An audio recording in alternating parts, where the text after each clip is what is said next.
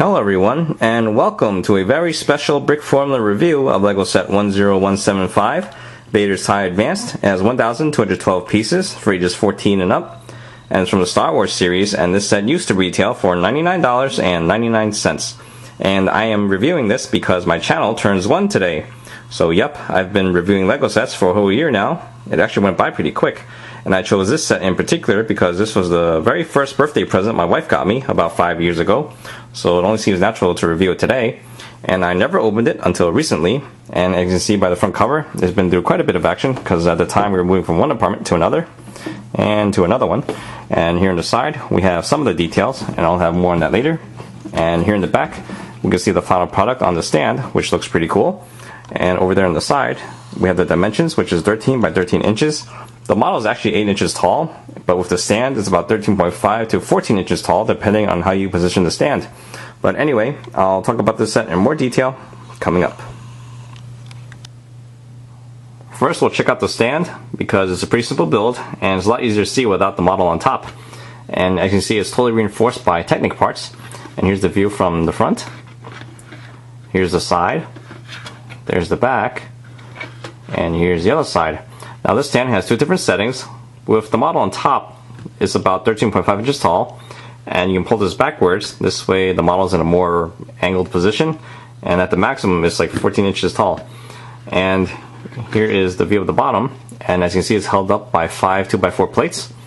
And over here in the front we get a sticker, and I'll put it on later, and here's what it says. It's the prototype, 9.2 meters long, and you can hit pause now to read the rest. And now we can check out the TIE Advanced. Now before I show you guys what the model looks like all around, I figured it would be a good time to show you guys what the bottom looks like, because it is easier to see the model once it's on the stand. So we'll take a look at the bottom first. And here it is.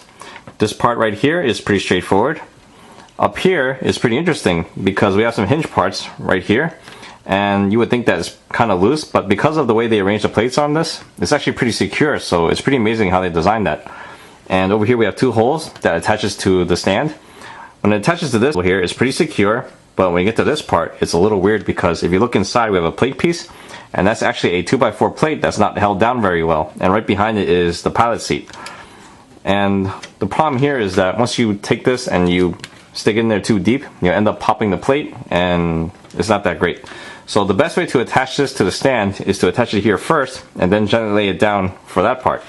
So here we go, and it's pretty easy. Just line it up, and there we go, and then gently slide it down in the front, and there we go. See? Not bad. On a brighter note, you can't really tell that you popped the plate just by looking at it from the front. The only way you could tell is when you push it downward, and then you can see that the fighter's more leveled out with the ground. That's how you can tell you popped out the plate. But even then, as you can see, you don't really notice anything anyway. It is, however, somewhat of a pain to fix. The easiest way that I could find was to open the top hatch, and then you stick your fingers all the way in and just reposition the seat, and that should do the trick. And now to take a look at a full 360 view of the ship. And here's the view of the side. And right behind this little radar dish we have some details there, which is barely noticeable, but it's there. And here's the view of the back. And as I mentioned earlier, it's a pretty straightforward design. We have a layer of Technic frames, and then you pile on the plates like an all-you-can-eat buffet. And looking at the back here, I especially loved how they designed this part right there. I think that looks really good. And as I mentioned earlier, the stand does have another setting, and you can angle the ship a little more like that. And now we can see the top. And I love how they designed the greebles over here too. Let's take a closer look at that. It's pretty simple, but it still gives a pretty sophisticated look.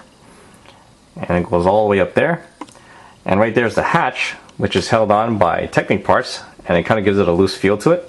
And that's a printed piece that you see there. And the sides here are also designed the same way as the bottom, where we have a hinge piece, and because of the plates are arranged, it's actually pretty secure. And here is the view of this side, but before I do that, I'll just stop at this angle. If you notice in the back here, you notice that they kind of forgot to add the gray lining on this side here, so if that bothers you, you'll have to fix that on your own. And we're back to this side, and this is how angled the fighter is once you have it in a different setting for the stand. And now we're back to the front, and we'll just bring it back. And now we'll take a closer look at the details there on the cockpit. And there we go. As you can see, it's printed as well. However, it is different than the printing on the UCS TIE Interceptor that came out a few years before this one.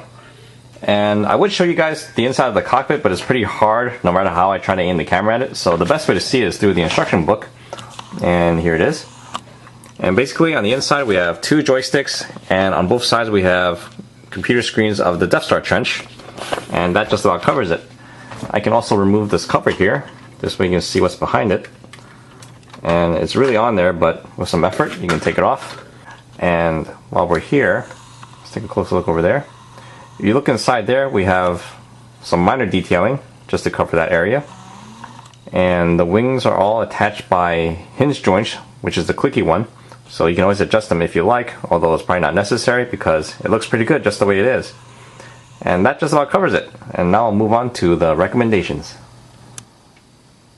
Overall, this is a pretty good set, and it's definitely a lot of fun to put together, just like all the other UCS Star Wars sets. And when it comes to the overall design, I think they did a pretty good job. As I was building it, the sides were kind of slanting out because of the way the plates are put together. But once you have it all finished, it actually holds down pretty well. So let's just talk about pricing and how to acquire it, because when it comes to discontinued sets, it can get pretty crazy. And usually the best way is to get it piece by piece, either through BrickLink or through some other medium. This way you can avoid the outrageous prices that you see on Amazon and eBay.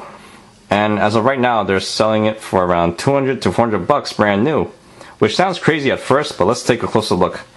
Now, if you decide to get this piece by piece, it's going to run you around $120 to $200 for the parts alone, and that's if you can get it from one seller. And you should only do that if you can get through the biggest hurdle, which is to acquire the 2 unique parts here, which is the hatch and this outer cockpit piece right there. And those 2 are pretty hard to come by. And only after you get those 2, then you should get it piece by piece. But being that it runs you around $120 to $200, I think if you can get it for $200 on Amazon or eBay, it's actually worth it, even though it's double of its original retail value. But you should only get it if you're really serious about collecting all of the UCS Star Wars sets. And that's it. That sums up my review. I hope you guys enjoyed the show, and I'll see you guys next time. Thank you for watching.